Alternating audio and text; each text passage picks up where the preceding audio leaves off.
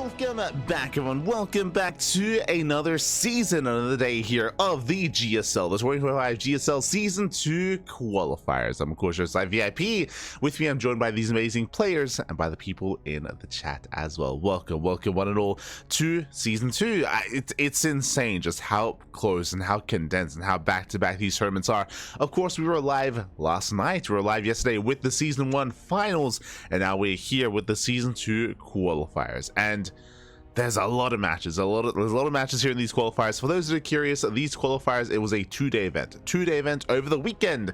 Of course, we were here and we were casting the Sparkling Tuna Cup at the time during the events of these qualifiers, and the qualifiers were not casted. They're not casted live. Of course, they never are, or at least they have not in many years. But replays were provided. Again, these are matches from the weekend, and now we're here to catch up on those matches here and now. Now, because there are so many matches, this is going to be a three-part broadcast. We're going to be covering the first 6 matches this morning.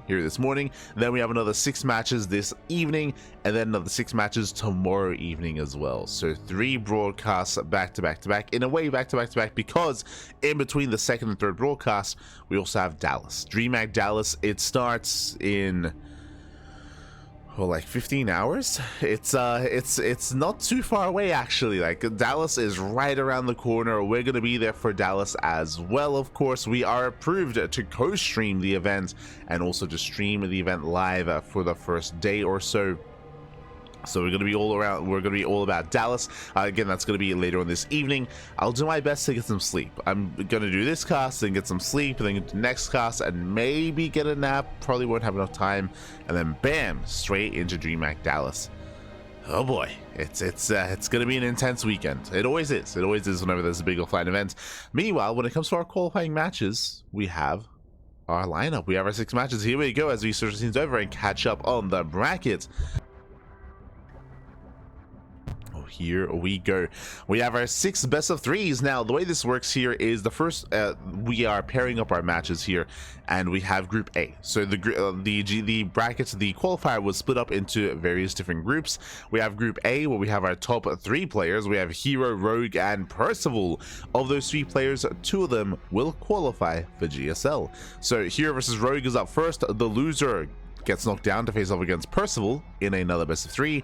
Then we have Maru versus Beyond. Loser goes up against Shin in another chance to qualify.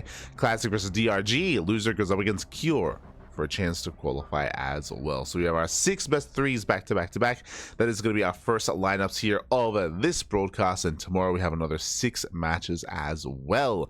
And then the day after that, then the afternoon after that is going to be another 4 matches. Yeah, 16 in total.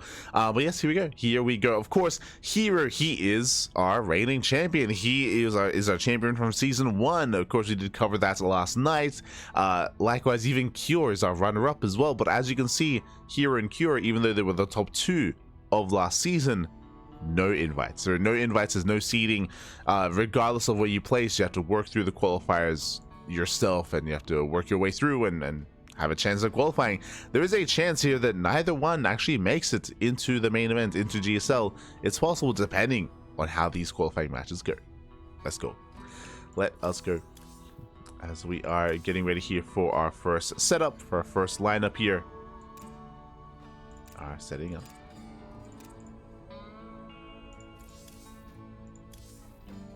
My apologies. Un momento. And here we go. We're getting to game 1. Game 1 is going to be on ley lines. Let's go.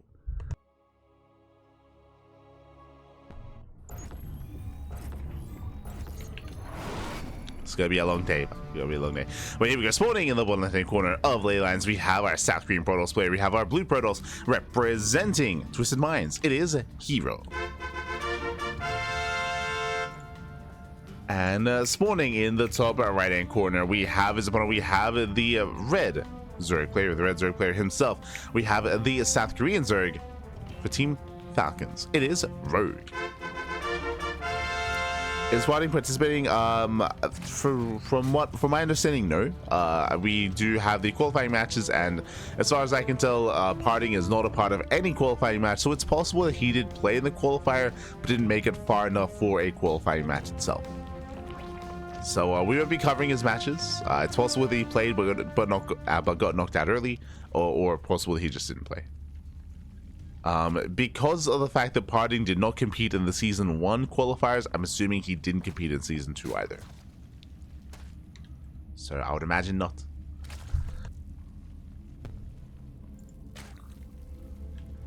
Here we go. So far, we have our standard openers, Hatchcast pool, and again, a pretty brutal lineup already here in Group A. herO and Rogue. Rogue, of course, being one of the best Zerg players in South Korea right now. Would I say that he's the best Zerg player in South Korea right now? It's hard to say. Rogue, he did well for himself in GSL, and he has his own strengths, of course, but he also has his own weaknesses in StarCraft at the moment when it comes to his return to competitive play. We'll see how he compares to herO, of course. Rogue even did mention during his interview that he was afraid of herO, like he was definitely respectful of the current form of herO. He wasn't feeling too confident, but now he has to face off against him again here in the qualifiers, not just in that group stage. And we'll see how Rogue will adjust his approach. For those that are curious, for those who maybe don't watch too much Rogue, he thrives in the mid to late game. Where he really does pop off is if he's able to get into a 4-base economy, embrace lurker tech, mass lurker tech, and go into Nidus play. That's how he thrives against Terran, also how he thrives against Protoss as well. That's where he is at his best. But we'll see if he can get there, is the problem. We shall see. You know, it's going to be a Stargate opener out of herO. Standard play. So Gate Expand and Cybercore into Stargate from the side of our Protoss player. From here, we should be taking a 3rd base, and from there, we can then kind of dictate where we want to go. Does herO go for an earlier Twilight Council into Glaives? Does he go for a later Twilight Council with a Forge with +1? Does he go into another kind of tech deviation? We'll see. herO, he's pretty diverse when it comes to his play. He's not too cheesy. He's just mainly aggressive and mainly assertive more than anything. As herO does get eyes on the 3rd. Does get eyes on Rogue.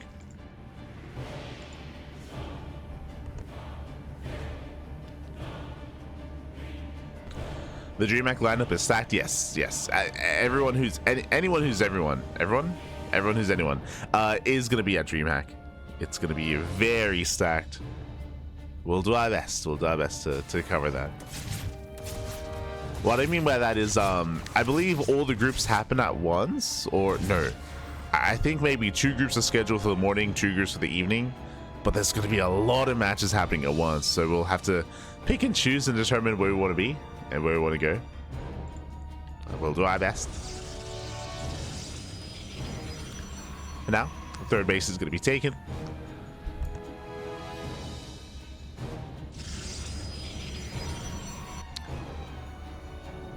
Third base is being taken. We do have our oracles on the way.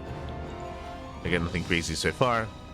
Links, they do threaten a dive here, where we have a follow Twilight Council and Forge, standard follow-up, +1 and Blink on the way for herO.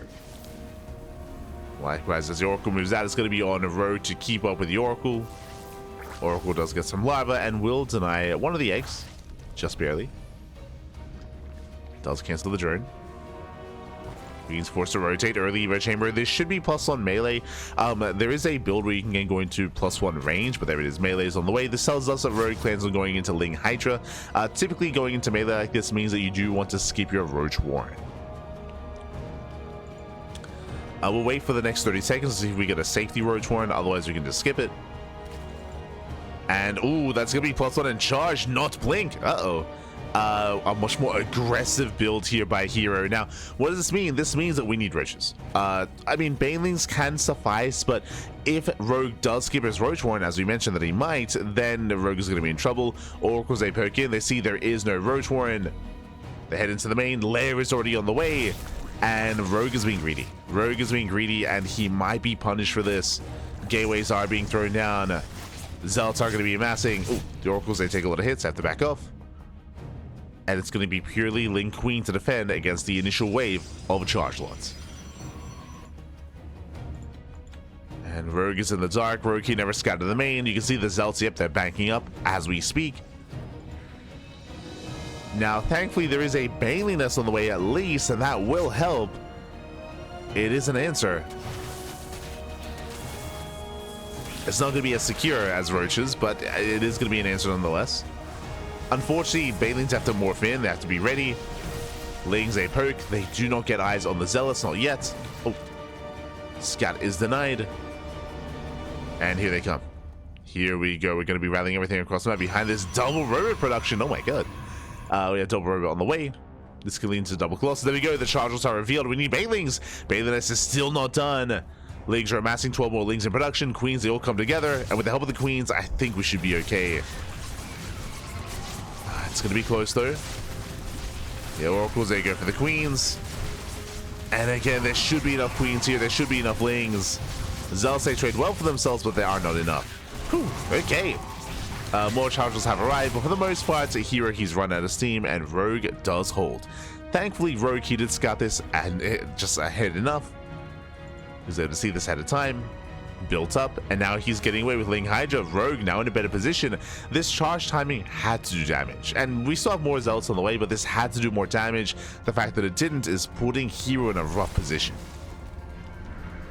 as this does not scale as well into the mid game. Now we get Blink on the way. Now we have the Bay on the way. Zealots, they do get across the map. They're going for the base, but again, there are plenty of Queens, and now there are Hydras. Yeah, force a recall. Rogue, he defends well. And now he's getting away with his Hydras. Stays trapped into the natural. Uh-oh, up. Does catch a good amount of workers. 6 drones getting caught out. Nicely done here by herO. But the Oracle is going to get caught. Oh my god. Barely does get away. Now behind this, we're getting ready for double Colossus production. Now, I believe that Rogue should be able to strike before that. It's going to be interesting as Lings... Oh no! As Lings, they do flood in. They're going for the Robos, actually. And they might get one. That's going to be close. Nice force field. Does save the Robo. And Lings, they don't get too much done. I say that 12 workers going to be going down here. Baneling Runway did hit the 3rd. Yeah, the Lings were merely a distraction. The Ling Runway didn't do much, but Banelings did get 12 workers. Not bad. As herO, he is hurting. Colossus are on the way. And Rogue, his answer is to go into Spire Tech, to go into Mutas. Okay. Interesting.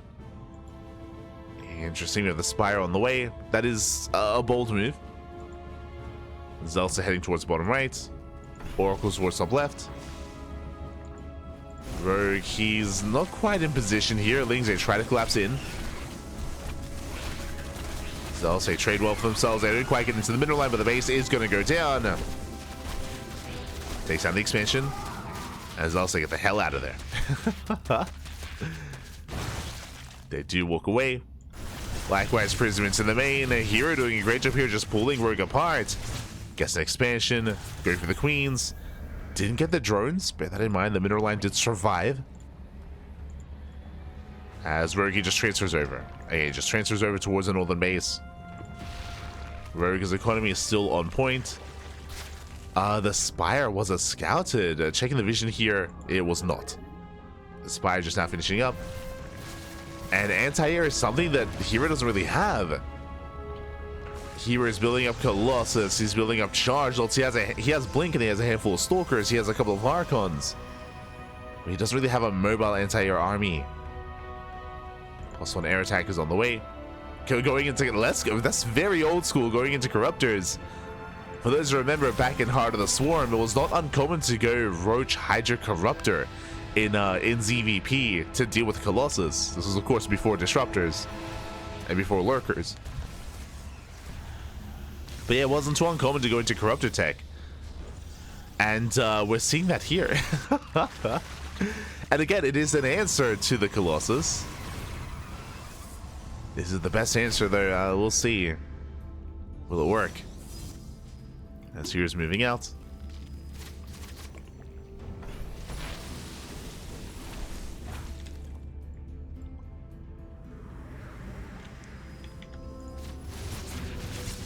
Banelings are getting ready. Corruptors are revealed. Where's the anti-air? Yeah, Colossus taking a lot of hits. Archons, they push forward. Soldiers as well. One Colossus goes down. Safari does get one. Does get two. Oh my god, just barely. But looks like only 2 Colossus. The other 2 do survive. And the Archons, the Corruptors, they do well enough. Killing 2 Colossus was good. And here we go. More Archons coming. Sorry, more Corruptors coming in. Archons are quite in position. Another Colossus goes down. Down to 1 Colossus. Down to 1. Oh, the Spork does take down every single Colossus, just barely, but at what cost? At the cost of the ground army. herO, no more splash damage. Does not have enough. Barely not.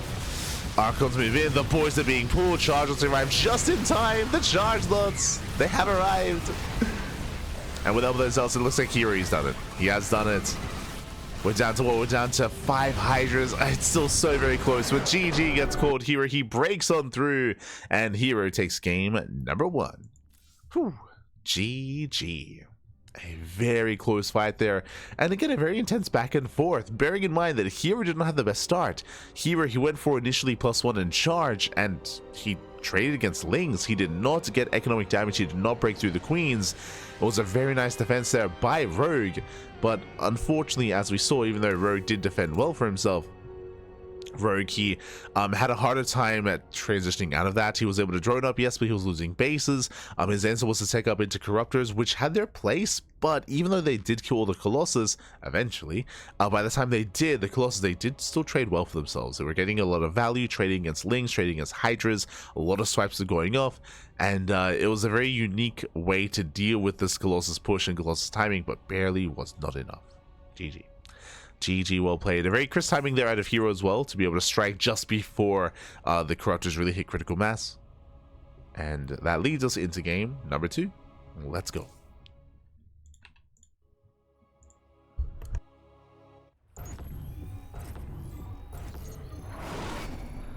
Does lead us into the second game, and here we go. Spawning in the bottom hand corner of Ultra Love, we have the South Korean Protoss player, the reigning GSL champion, the best Protoss in the world.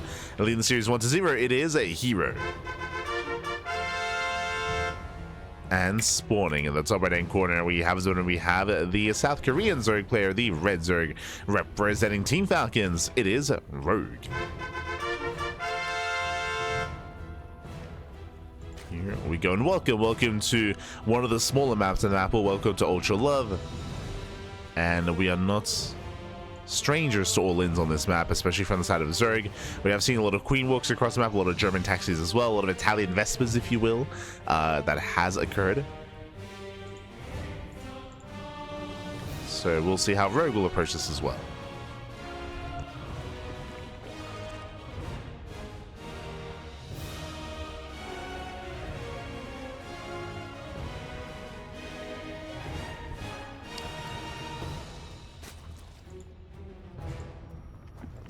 For now, we are going to be selling in.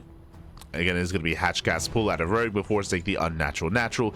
Now, what's important here is that Rogue, he does expand towards herO, towards his opponent, so creep is going to be spreading a little bit faster, and this could be the beginning of a Queen Walker across the map, of an all-in. Okay. I mean, it's a little bit early to really confirm, but it is going to be available here. It is going to be available to Rogue depending on how he does spread his creep, depending on how he does push forward.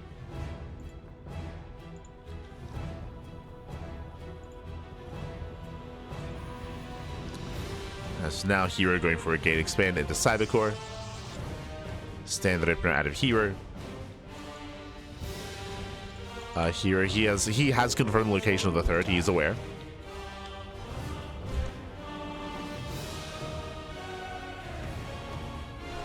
But again, the placement is it's very old school. Once again, I say old school when I say that, I mean from, you know, COVID era of StarCraft, when Roach Queen all-ins were all the craze. They were very popular. 6 things in production. Does pull out of gas.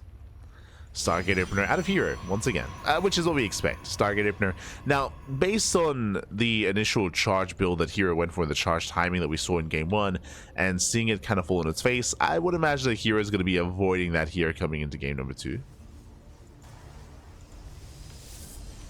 I would imagine.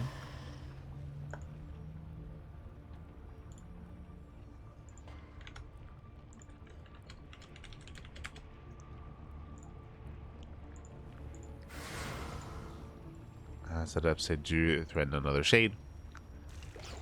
Just keeping tabs here on a rogue.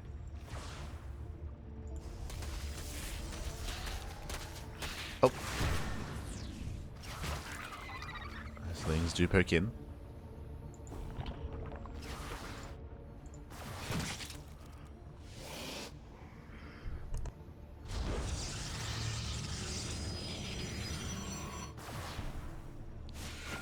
Okay, no major damage yet. No major tech path either. Just going into oracles. We'll soon determine our follow-up here. We'll see if herO does go for tech before expanding. I wouldn't be surprised if herO goes for early blink. Like, just to be safe. Just to be safe. Just to be secure. As more links are amassing to keep up with the adepts. More links are building up. Oracle towards the third base, gets one drone, gets one, gets two, gets three, not bad. 3 workers go down, Oracle does escape. At the same time, Lings, they do surround the adept, so at least they try to. One adept is going to go down, the other does get away.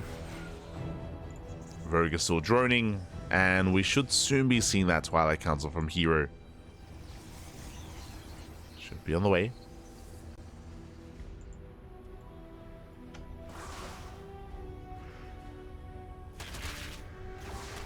As things they collapse in on the adept.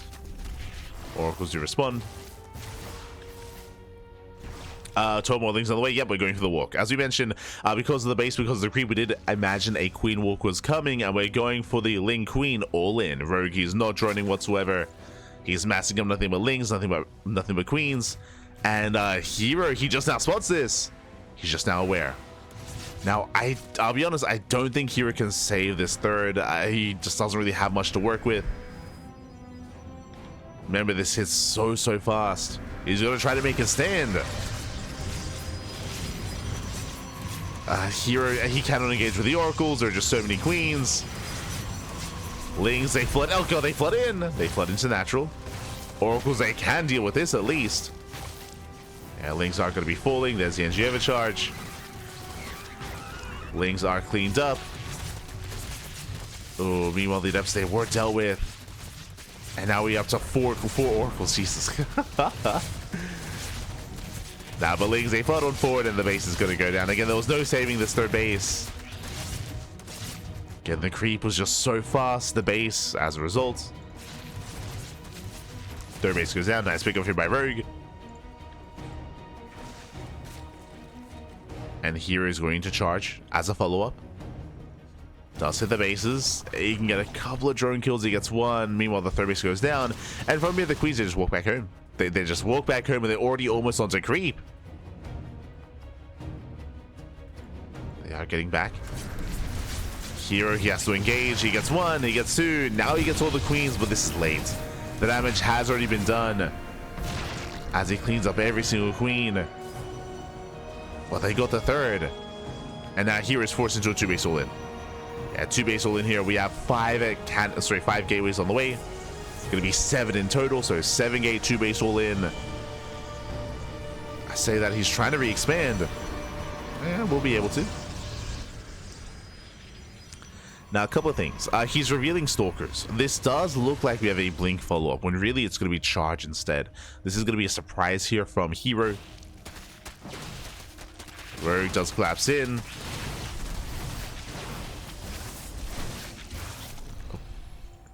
Does threaten the third base. Zealots are revealed. Zealots are revealed. Hydras are massing. We would need a Bailey nest. I mean, but pure massing Hydra, if we do cut workers early, can be enough as well.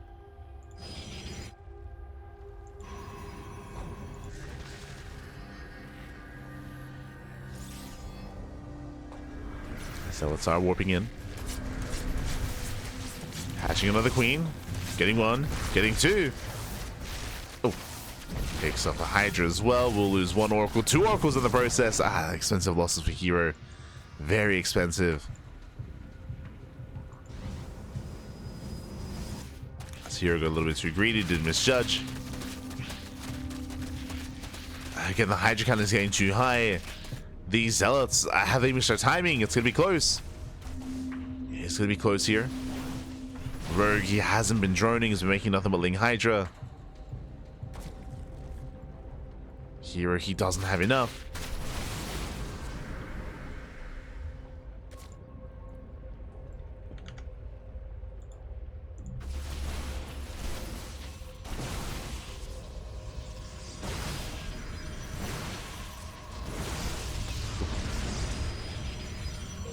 So knocked down the tower. Things. Oh, it's been quite in. They don't quite get in.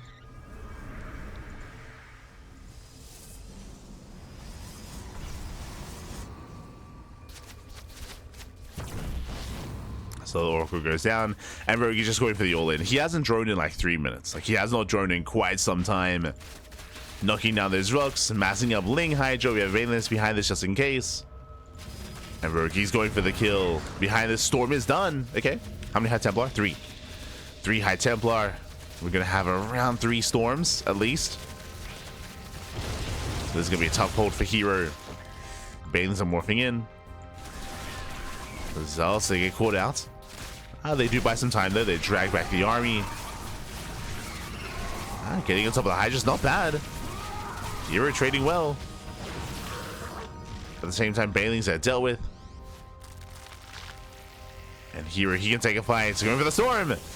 Storm on the Hydras. Nice, very nice Storm. Another Storm on the Balins. Doesn't eye them. Not a bad start for herO.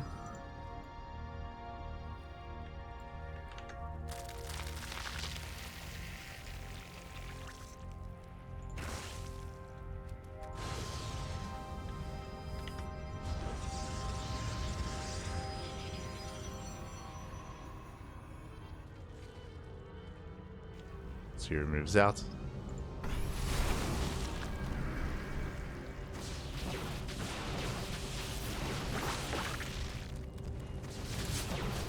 Let's move out. Ooh, Oracle going to be going down.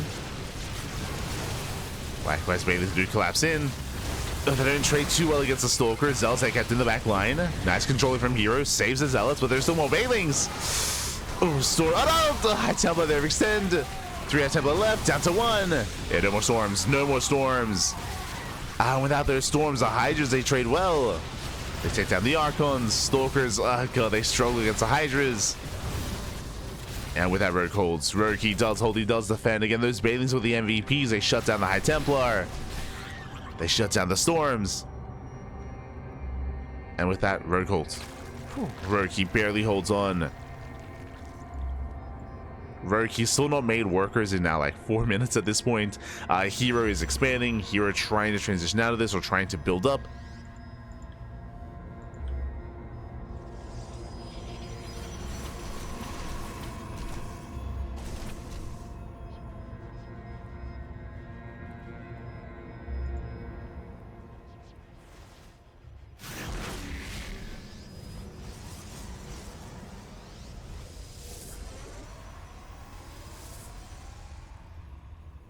He's building up his more chargelets. I mean, he's still committing here to the same composition. Storm, Archon, Stalkers, more chargelets as well.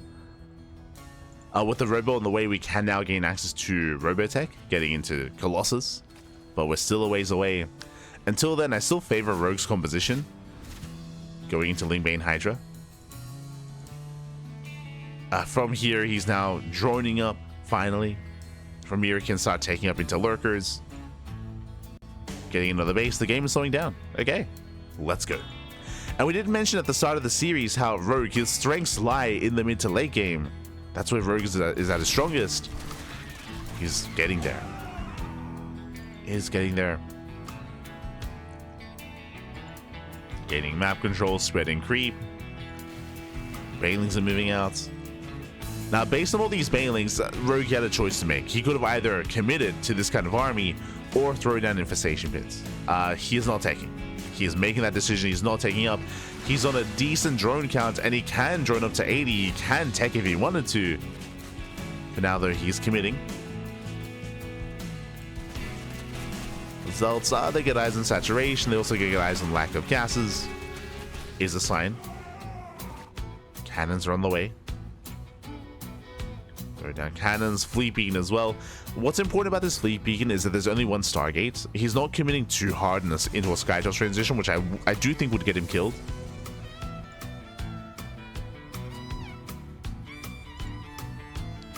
Just because Rogue is going to be the first to max out, and Rogue is not taking, like, switching too hard into Skytoss, it does leave you vulnerable while the ship is on the way. No Colossus, not yet. Making one Tempest at a time. Zelsa spotted.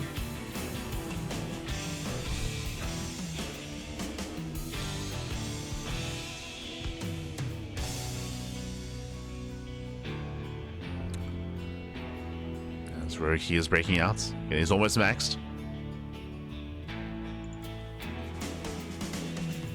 That's a lot of Bailings. That's 63 Bailings. Oh my god. There's more Bailings than there are Lings.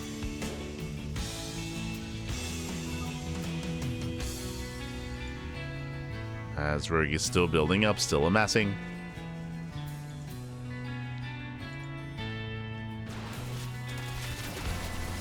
Zal's collapsing in on top of Bailings. Oof. And they do not trade well. Yeah, the Zelts are cleaned up. At the same time, Bailing's rolling in, collapsing on top of the High Templar. Ooh, they do break through. At least somewhat. They break through the northern base. But Tempests are revealed. Corruptor's now on the way. Here, he does hold. He's going to be holding on. But I'm not in love with this army composition. There we go. Second rover is now on the way.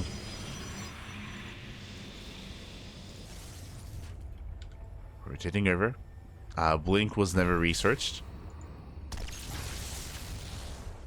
Oh no! As Tempest does extend. Here trying to push forward. As he does, we just see Rogue striking that northern base once again. And it looks like Rogue will get it. Takes down the Nexus.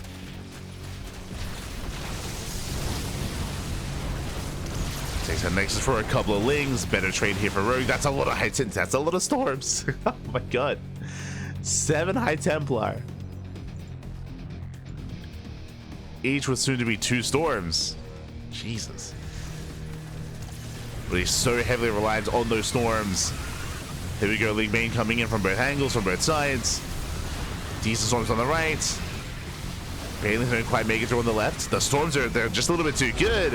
Yeah, GG gets called. Storms, they cover everything. And with that herO, he breaks out, breaks through, takes the series 2-0. GG. GG, well played. We spoke about how Rogue, he thrives when he gets into a longer or later game. He thrives when he gets into specifically lurkers. There were never any lurkers. He was stuck on Lingbane Hydra. He never teched up into lurker tech. Because of that, there was nothing to really threaten the ground army. Now, it's not saying that lurkers are necessary there. There are other options. You can go into lurker, you can tech up into ultras as well, but hive tech is kind of what you want. Taking up into hive tech, taking him into something to deal with those High Templar. As you saw, he was just stuck with Lingbane Hydra. He was stuck with it. He didn't tech up, didn't transition out into anything else. I mean, he was going for the Spire at least, but as we saw, Storms were dominant there. GG. GG, well played. herO does make it through, and herO, he qualifies for GSL. Congratulations. Congratulations, herO being the first player to make it through into the GSL main event over Rogue. GG. GG, well played. That does mean that we have our next series. Rogue, he gets knocked down. Rogue, he will have another chance to make it, to qualify, as he gets knocked down to the losers match, or to the lower bracket, to face off against Percival. Let's go. GG, well played. And again, this was a bit of a shaky start. Like, Rogue, he initially did well for himself. Remember, he did open up Ling Queen, and he was able to snipe the third base.